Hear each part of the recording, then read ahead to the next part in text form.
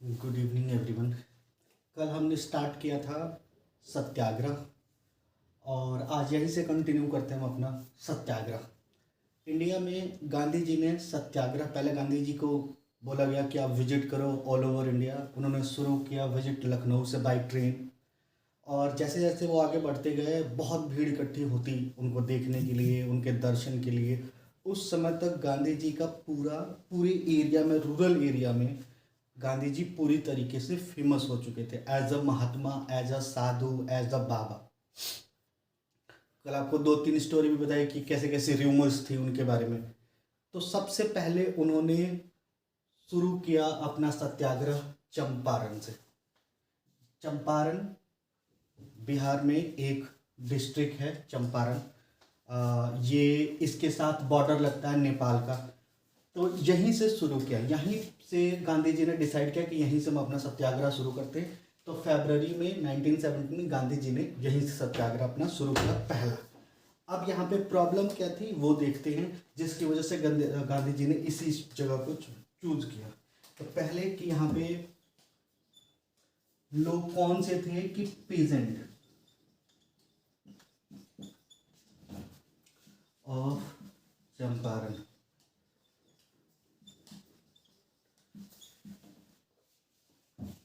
और against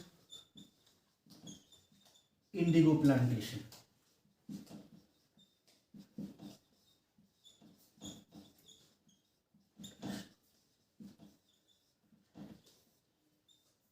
British government ने चंपारण में एक सिस्टम लगा दिया था जिसको कहते हैं 3 कठिया सिस्टम। 3 कठिया सिस्टम।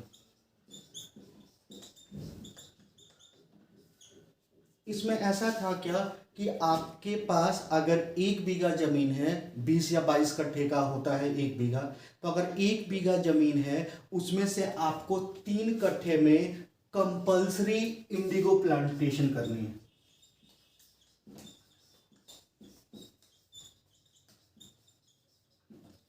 ये सिस्टम था। और यहाँ के किसान, अपने बिहार में किसान छोटे छोटे किसान हैं, मतलब उनके पास छोटे छोटे खेत हैं। बहुत बड़े बड़े खेत वाले किसान यूपी के वेस्टर्न साइड में हैं, जिसको कहते हैं western UP, greater Noida, Punjab में है, हरियाणा में है बड़े किसान। हमारे यहाँ छोटे किसान हैं, या जिनके छोटे ज़मीन थे उनको अगर उनके थर्ड में 1/3 में अगर ये सिस्टम होता है तो उन्हें बहुत प्रॉब्लम हो रही थी इसकी वजह से। फिर इंडिगो की यूरोप में डिमांड थी तो गवर्नमेंट प्रेशर डालती थी इनको इंडिगो ग्रो करने के लिए। और दूसरी चीज़ कि अगर इन्हें प्रॉपर इसका इंडिगो का दाम मिलता, प्राइस मिलता है, तब भी ये बाहर से खरीद के फूड ग्रेन्स अपनी रिक्वायरमेंट को पूरा कर सकते थे। बट ये भी नहीं था, गवर्नमेंट अपने रेट पे खरीदती भी थी, जिसकी वजह से यहाँ के पीजेंट बहुत परेशान थे। इसी वजह से गांधी जी ने यही को चुना, इस चीज़ को, चंपारण को। और चंपारण में सत्याग्रह गांधी जी ने स्टार्ट किया पीजेंट के साथ, अगेंस्ट इंडिगो प्लांटेशन और अगेंस्ट कॉलोनियल रूल। इसके अगेंस्ट में गांधी जी ने अपना प्रोटेस्ट सत्याग्रह यहाँ से शुरू कर दिया।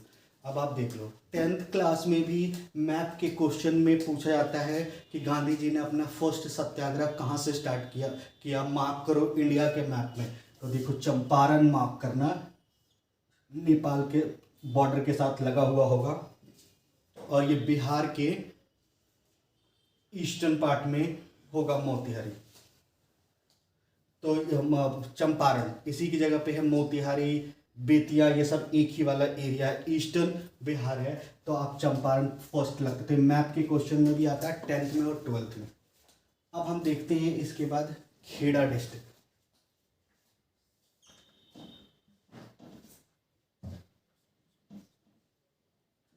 यहाँ पे कौन से थे तो फार्मर्स, यही पीजेंट्स एंड कल्टीवेटर्स।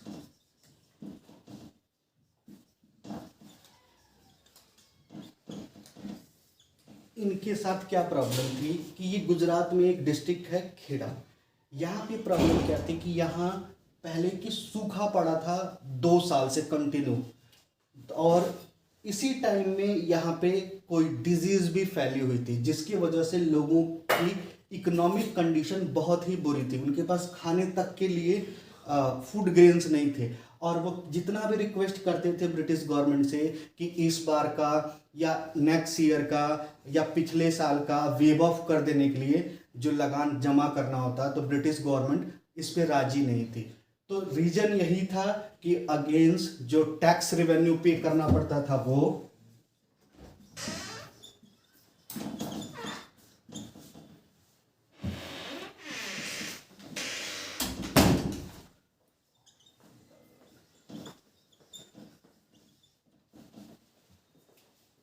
अगेंस्ट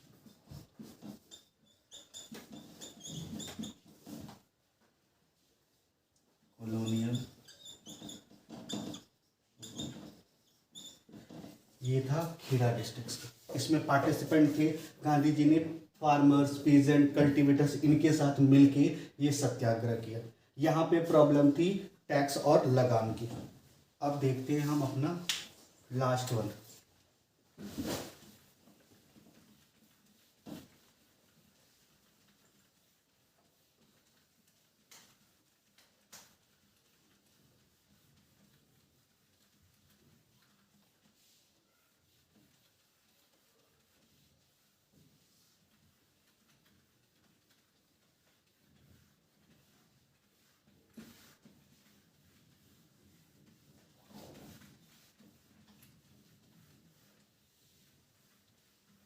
और लास्ट देखते हैं अहमदाबाद, थर्ड सत्याग्रह।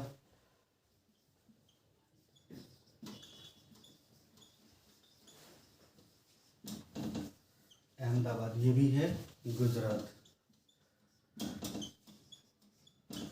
डेट है इसका 1918। अब देखते हैं यहाँ पे क्या है। यहाँ पे इनके साथ पार्टिसिपेट करने वाले लोग किसके साथ मिलकर इन्होंने सत्याग्रह किया, तो वो थे कॉटन मिल वर्कर्स।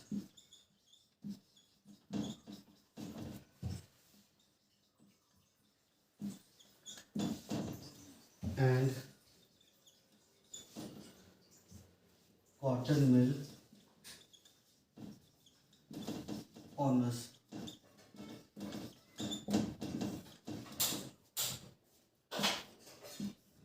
इनके साथ मिलके किया। अब इनके साथ क्या प्रॉब्लम थी यहाँ, ये समझते हैं। इंडिया में जब ब्रिटिश गवर्नमेंट पूरी तरीके से स्टेबल हो गई, तो उसने इंडिया को एज अ ट्रीट करना शुरू किया मार्केट। यानी यहाँ से रॉ मटेरियल वो भेजते थे London.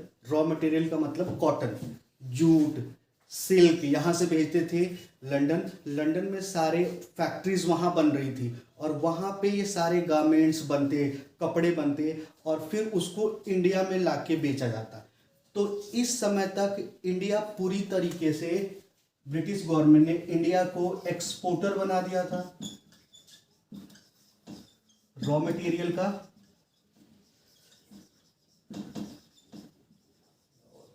And importer of finished good.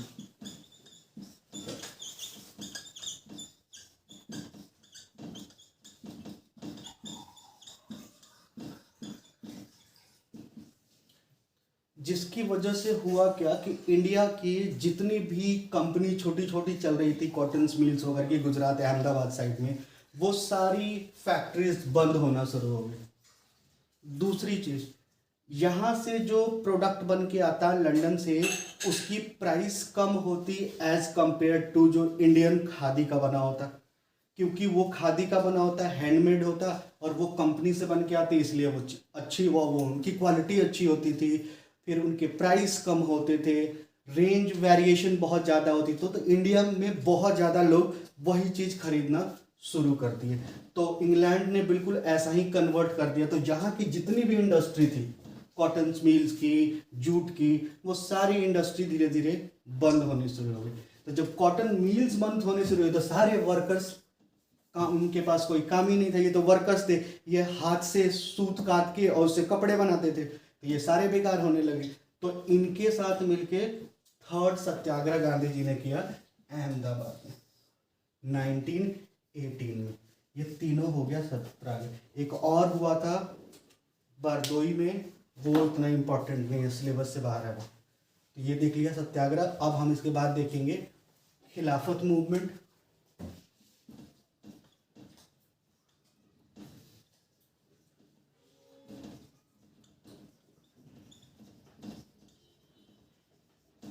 फिर हम इसके बाद खिलाफत के बाद देखेंगे नॉन कोऑपरेशन मूवमेंट।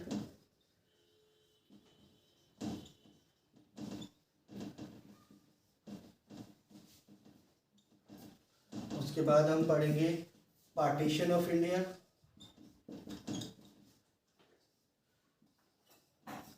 और इसके पहले, पार्टीशन ऑफ इंडिया के पहले एक और पढ़ेंगे सिविल डिसोबीडिएंट मूवमेंट।